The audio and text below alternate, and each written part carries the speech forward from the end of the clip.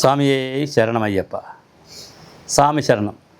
കല്ലും മുള്ളും കാലയ്ക്ക് മെത്തൈ, ഇപ്പം ചെന്നാൽ സ്വാമിയെ കാണാം. ഇത്ര മനോഹരമായ മുദ്രാവാക്യങ്ങൾ അല്ലെങ്കിൽ ശരണം വിളികൾ. ബുദ്ധം ശരണം ഗച്ഛാമി, സംഘം ശരണം ഗച്ഛാമി ബുദ്ധമതവുമായി ബന്ധപ്പെട്ട വിളികളാണ്. ശബരിമല അയ്യപ്പനെ സംബന്ധിച്ച് ഒരുപാട് വിവാദങ്ങളാണ്, എന്നും വിവാദമാണ്.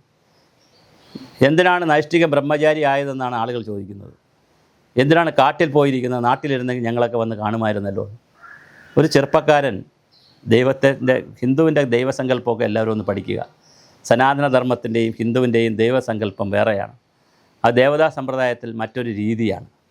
അവിടെ പ്രായമായ അപ്പൂപ്പൻ്റെ പ്രായത്തിലുള്ളവരുണ്ട്, വനിതകളുണ്ട്, പുരുഷന്മാരുണ്ട്, ചെറുപ്പക്കാരുണ്ട്, കല്യാണം കഴിച്ചവരുണ്ട്, കല്യാണം കഴിക്കാത്തവരുണ്ട്, കുട്ടികളായവരുണ്ട്, കുട്ടികളില്ലാത്തവരുണ്ട്, മക്കളായ ദൈവമുണ്ട്, അച്ഛനായ ദൈവമുണ്ട്, സഹോദരങ്ങളായ ദൈവമുണ്ട്, ഭാര്യയും ഭർത്താവുമായ ദൈവങ്ങളുണ്ട്.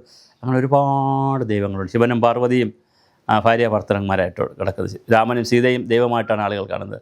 കൃഷ്ണനും രാധയും, അങ്ങനെ ഒത്തിരി ആളുകളുണ്ട്. എന്നാൽ കല്യാണം കഴിക്കാത്ത ഒരുപാട് ആളുകളുമുണ്ട്. മൃഗങ്ങളുമായി ബന്ധപ്പെടുത്തിയിട്ടുള്ള പക്ഷിമൃഗാദികളുമായി ബന്ധപ്പെടുത്തിയിട്ടുള്ള ദൈവങ്ങളുണ്ട്. ചാത്തൻ്റെ ദൈവങ്ങളുണ്ട്. ചാത്തൂട്ട് സേവയുണ്ട്. അങ്ങനെ ഒരുപാടുണ്ട്.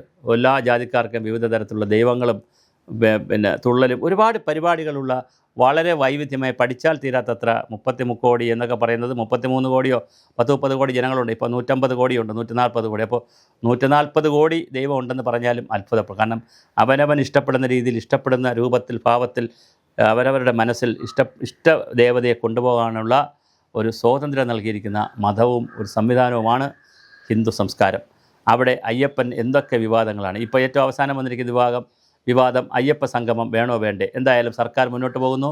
സെപ്റ്റംബർ 20 ലോക സമുദ്ര തീര ശുചീകരണ ദിനം കൂടിയാണ്. അന്ന് കൃത്യമായി അയ്യപ്പ സംഗമം നടക്കുകയാണ് ശബരിമലയിൽ.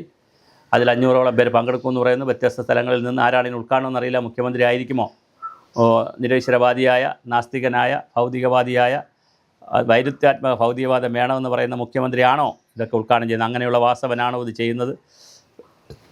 കോൺഗ്രസിൽ നിന്ന് ഇപ്പോൾ പോയിട്ടുള്ള ആളായതുകൊണ്ട് PS പ്രശാന്ത് ഒരു ഭക്തിവാദിയായിരിക്കും, അദ്ദേഹം യുക്തിവാദിയല്ല. എന്തായാലും ഇന്നലെ പ്രശാന്ത് ഒരു പത്രസമ്മേളനം നടത്തിയിട്ടുണ്ട്. PS പ്രശാന്ത് പറഞ്ഞത് നൈഷ്ഠിക ബ്രഹ്മചാരിയായതുകൊണ്ടും ശബരിമല അയ്യപ്പൻ്റെ ആചാരങ്ങൾ നിലനിർത്തേണ്ടതുള്ളതുകൊണ്ടും ദേവസ്വം ബോർഡ് ആചാരങ്ങളോടൊപ്പമാണ്. സുപ്രീം കോടതിയിൽ നേരത്തെ പത്മകുമാർ ദേവസ്വം പ്രസിഡൻ്റായിരുന്നപ്പോൾ കൊടുത്തൊരു സത്യവാങ്മൂലമുണ്ട്.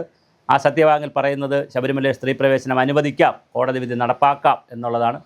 അത് സർക്കാരിൻ്റെ അന്നത്തെ നയമായിരുന്നു. അതിന് സർക്കാരിന് കൈപൊള്ളി. 19 സീറ്റാണ് പാർലമെൻറ്റിൽ നഷ്ടമായത്. നമ്മുടെ ആലപ്പുഴയിൽ ആരിഫ് ഒഴിച്ച് ബാക്കി ഒരു സീറ്റിലും ജയിച്ചില്ല. അത് ഷാനിമാൾ ഉസ്മാനെ എല്ലാവരും കൂടെ കാലുവാരിയതാണ്. കൂടെ ഉള്ളവർ കാലുവാരിയതാണ്, അല്ലെ അവർ ജയിച്ച് MP ആയിപ്പോയനെ. അപ്പോൾ ഉസ്മാനെ കാലുവാരി, അവർ MP ആയില്ല. ബാക്കിയുള്ളവരെല്ലാം MP മാരായി. ഇവിടെ നിന്ന് തിരുവനന്തപുരത്ത് നിന്ന് കാസർഗോഡ് പോയി നിന്ന് രാജ്മോഹൻ വരെ ഇപ്പോൾ 2 പ്രാവശ്യം MP ആയി. ഇപ്പോൾ എല്ലാവരും MP ആയി. ആ കുത്തൊഴുക്കിൽ എല്ലാവരും ജയിച്ചു. അപ്പോൾ ഞാൻ പറഞ്ഞത്, പക്ഷേ ഇടതുപക്ഷത്തിന് കാല് തെറ്റി.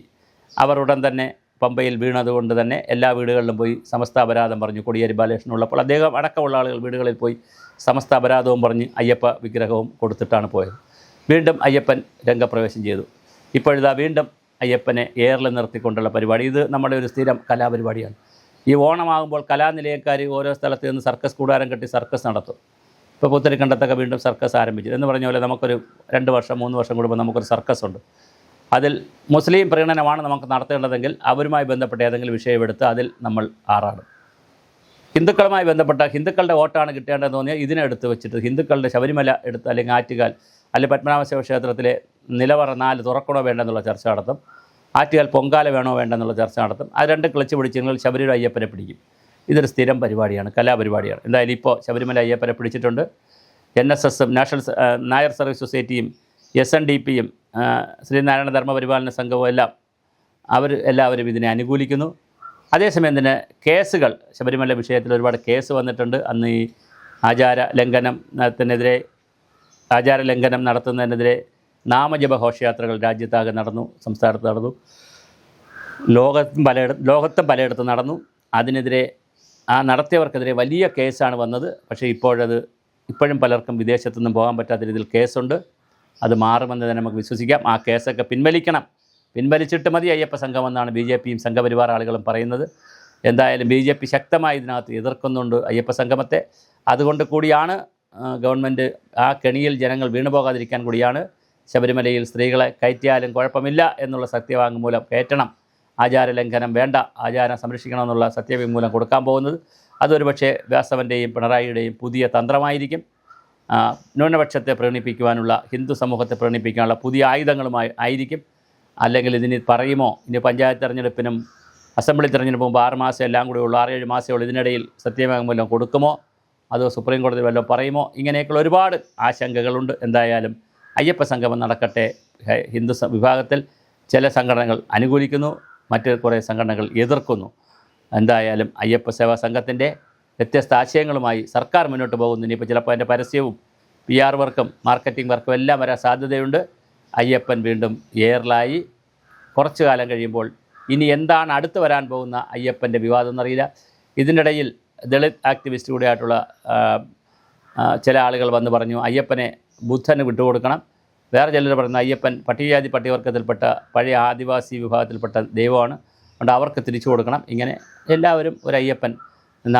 എനിക്ക് രസകരമായി തോന്നുന്നത് ഈ 33 കോടി ദൈവങ്ങളിൽ കേരളത്തിൽ തന്നെ ആയിരക്കണക്കിന് അമ്പലങ്ങളുണ്ട്. പ്രത്യേകിച്ച് മലബാർ ദേവസ്വത്തിലൊക്കെ 12,000 അമ്പലമുണ്ട്. ഒരു പൈസ 5 പൈസ എടുക്കാനില്ലാതെ പടച്ചോറ് മാത്രം തിന്ന് ക്ഷേത്ര ജീവനക്കാർ കഴിയുന്ന ആയിരക്കണക്കിന് അമ്പലങ്ങളുണ്ട്. എല്ലാവർക്കും എന്തേ അതൊന്നും വേണ്ടാത്തത്? എല്ലാവർക്കും ശബരിമല മതി. കാരണം അയ്യപ്പൻ്റെ നടവരവാണ്.